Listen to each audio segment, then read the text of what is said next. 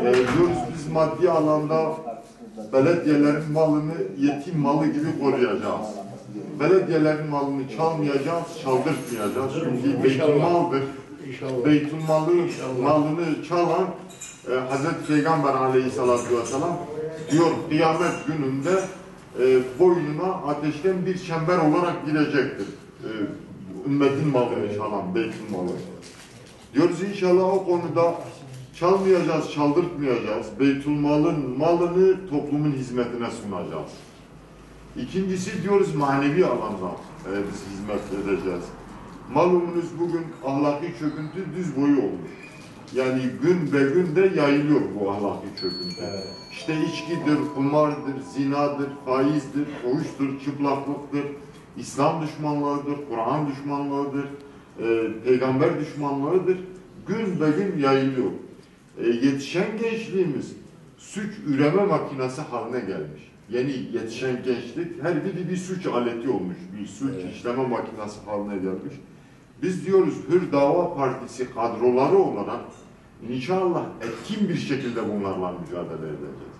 Yani bu ahlaki çöküntü konusunda biz diyoruz etkin şekilde mücadele etmesek, bunun önünü almasak 3-5 sene sonra toplumumuz Avrupa gibi olur. Yani toplumdaki ahlaki çöküntü yayılır ve bu hem dünyamıza hem de ahiretimize zarar verir. Biz diyoruz biz bununla mücadele edeceğiz. Aslında belki ilk önceliğimiz o ahlaki çöküntüyle mücadele etmektir. Çünkü Hazreti Peygamber Aleyhisselatü Vesselam Ebu Zer'e ifadiyet diyor, ey Ebu Zer, eğer dünyayı istersen dine sarıl, ahireti de istersen dine sarıl diyor. Dünya ve ahiretin kurtuluşu dine sarılmaktır. Biz diyoruz eğer biz dindar bir toplum Teşekkürler, sağ olun.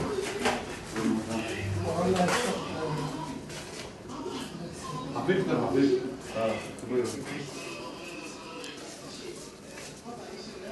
Hafif yalanlar arkadaşlara söylüyorlar.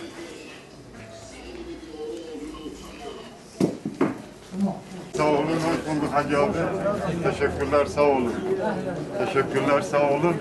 Allah razı olsun. Teşekkürler. Mardin Büyükşehir Belediye Başkanı Sayı Mahmut Kılıç. Teşekkürler. Mardin Başkanımız Cemil Akman. İyisiniz hepiniz. Allah sizden de razı olsun. Emjivo bir halkı Kur'an. Bugün neysek yarın da olacağız. Sizlerden dua bekliyoruz. Allah razı olsun. Teşekkürler, sağ olun. Allah razı olsun. Teşekkürler, sağ olun. Teşekkürler, sağ olun. Allah razı olsun. Teşekkürler, sağ olun. Sizi rüşvetten, rüşvetçilerden kurtaracağız Allah'ın için. Olan mevcut başkanımız. Evet. O bizi çok. İnşallah, herkese eşit olan. İnşallah bizim etrafımızda seydaları, şeyleri, alimleri göreceksiniz. Partimiz İslami referanslı bir parti. Allah razı olsun. Daha bekliyoruz. İnşallah. Ümmetin malını ümmetin hizmetine tahsis edeceğiz. Çalmayacağız, çaldırtmayacağız Allah'ın izniyle. Ve halkımızla aramıza duvar da örmeyeceğiz. Biz yola çıkarken söz verdik. İlkin Kur'an'a yemin ettik. Dedik iki şeyi biz yapmayacağız. Bir, dedik halkımıza yalan konuşmayacağız. İkincisi de dedik halkımızı aldatmayacağız. Sizlerden de dua bekliyoruz. Allah razı olsun. Teşekkürler Hacı abi. Selamünaleyküm. Belediyelerin kapısına rüşvet alan da veren de melundur tabelalarına. Allah öyledir, Allah doğrudur. Sizleri rüşvetten ve rüşvetçilerden kurtaracağız Allah'ın izniyle. Ve diyoruz inşallah belediyelerin malı beytülmaldır. Aynen. Yetim malı gibi koruyacağız. Allah öyledir. Çalmayacağız, çaldırtmayacağız. İnşallah. Halkımıza sadece maddi alanda değil, manevi alanda da hizmet yapacağız. Aynen. Yani rakıyla, içkiyle, kumarla, zinayla, çıplaklıkla, İslam düşmanlığıyla mücadele edeceğiz. İnşallah. Bu ahlaki çöküntüyü bu halkın arasından kaldıracağız Allah'ın izniyle. İnşallah. İnşallah. Sizlerden dua bekliyoruz. İnşallah. Biz salihler için yol açtık. İnşallah. Eğer biz Kur'an sünnet çizgisinden saparsa günahımız bizim boynumuzda.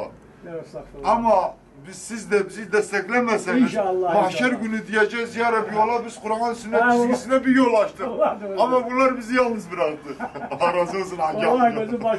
Dua Bir bekliyoruz. şeyler yiyin, Allah bir razı şeyler olsun. yiyin. Allah razı olsun. Bir şeyler Allah razı yiyin. olsun Hacı Hadi gözüm amca. başınızın Dua bekliyoruz. Selamun aleyküm. Haydi selametle inşallah. Allah muvaffak etsin. Kaldırmayacağız Allah'ın inşallah. Diyoruz halkımızdan aramıza dua etmeyeceğiz. Çünkü biz bugün neysek inşallah yarın da bizi o şekilde göreceksiniz. Ve diyoruz yola çıkarken iki şeye söz verdik yapmayacağımıza. Bir yalan konuşmak, iki halka aldatmak. Diyoruz biz bunları yapmayacağız. Sizlerden de dua bekliyoruz. Allah razı olsun. Teşekkürler. Eksik olmayın. Kesinlikle bekliyoruz. Allah razı olsun. Teşekkürler. Sağ olun. Selamun aleyküm.